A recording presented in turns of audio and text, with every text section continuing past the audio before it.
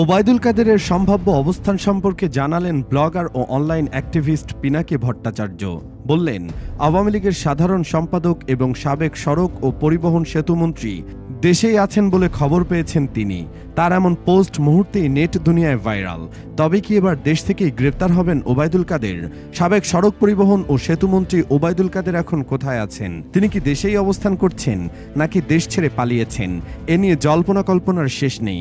বাসা বাড়ি থেকে শুরু করে টং দোকানের চায়ের আড্ডা সবখানেই এই প্রসঙ্গ চলমান। আওয়ামী লীগ সরকারের পতনের 2 মাস পেরিয়ে গেলেও তিনি দেশে আছেন নাকি পালিয়ে গেছেন এ নিয়ে সুস্পষ্ট কোনো প্রমাণ কেউ দিতে পারেনি। তবে সামাজিক যোগাযোগ মাধ্যমের আলোচিত মুখ পিনাকি ভট্টাচার্য ওবায়দুল কাদেরের অবস্থান নিয়ে একটি পোস্ট করেছেন, যার ফলে সাবেক মন্ত্রীকে নিয়ে নতুন করে আলোচনা শুরু হয়েছে।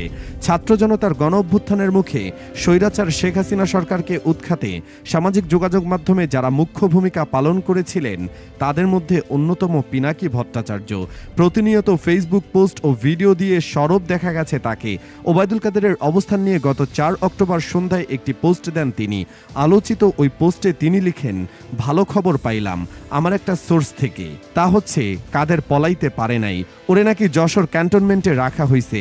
খেয়াল রাখবেন, আমার সোর্স আগের বেশিরভাগ খবরই সত্য দিয়েছে, দেখা যাক সত্য হইলে তো সুসংবাদ। উল্লেখ্য, জুলাই আগস্ট মাসে ছাত্র জনতার দেশ কাঁপানো আন্দোলনে পতন হয় স্বৈরাচার আওয়ামী লীগ সরকারের। শেখ হাসিনার রাষ্ট্রপতি মোহাম্মদ শাহাবুদ্দিনের কাছে প্রধানমন্ত্রীর পদ থেকে পদত্যাগপত্র জমা দেন। এরপর বঙ্গভবন থেকে হেলিকপ্টারে দেশ ছাড়েন। সে সময় তার সঙ্গে ছিলেন তার বোন শেখ রেহেনা। শেখ হাসিনা পদত্যাগের মধ্য দিয়ে তার টানা 15.5 বছরের শাসনের অবসান ঘটে। এরপরে আওয়ামী লীগের নেতাকর্মীদের মাঝে দেশত্যাগ করার হিড়িক লেগে যায়। গণমাধ্যমের প্রকাশিত খবর থেকে জানা যায়, হাসিনা পালিয়ে যাওয়ার পর 5 আগস্ট মধ্যরাতে আওয়ামী লীগের সাধারণ সম্পাদক ওবায়দুল কাদের যশোরে চলে যান। সেখানে তাকে গুরুত্বপূর্ণ একটি নিরাপদ স্থানে আশ্রয় দেওয়া হয়। পরদিন তিনি বিশেষ প্রহরায় সীমান্ত অতিক্রম করেন। বিষয়টি যশোর ও বেনাপোলের বেশ কয়েকটি দায়িত্বশীল সূত্র দেশীয় সংবাদ মাধ্যমকে নিশ্চিত করেছে। তবে তারা পরিচয় প্রকাশ করে কথা বলতে রাজি হননি।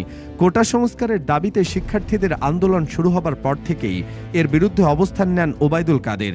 বিভিন্ন সময় আন্দোলন নিয়ে প্রশ্ন তোলার পাশাপাশি কঠোর অবস্থান নেওয়ার হুঁশিয়ারিও দিতে দেখা যায় তাকে। এমনকি গণভবনের সবশেষ বৈঠক থেকে বেরিয়ে কারফিউ জারিও ও দেখামাত্র গুলি ছোড়ার সিদ্ধান্তের কথাও জানান তিনি। কোটা সংস্কারে শিক্ষার্থীদের আন্দোলন দমাতে দলীয় নেতাকর্মী, বিশেষ করে ছাত্রলীগকে লেলিয়ে দেওয়ার অভিযোগও রয়েছে ওবায়দুল কাদেরের বিরুদ্ধে। ছাত্র আন্দোলনকে ঘিরে তিনি নেতাকর্মীদের কাছে গ্রহণযোগ্যতা হারাতে থাকেন। আওয়ামী লীগের বিভিন্ন পর্যায়ের অভিমত আন্দোলন নিয়ে একের পর এক প্রশ্নবিদ্ধ বক্তব্য দিয়ে দল এবং সরকারকে ঝুঁকিতে ফেলেছেন ওবায়দুল কাদের। কোটা সংস্কার আন্দোলন ঘিরে উদ্ভূত পরিস্থিতি সামলাতে আওয়ামী লীগ সাধারণ সম্পাদক ওবায়দুল কাদেরের ভূমিকা নিয়ে প্রশ্ন ওঠে আওয়ামী লীগ নেতৃত্বাধীন 14 দলীয় জোটের বৈঠকে।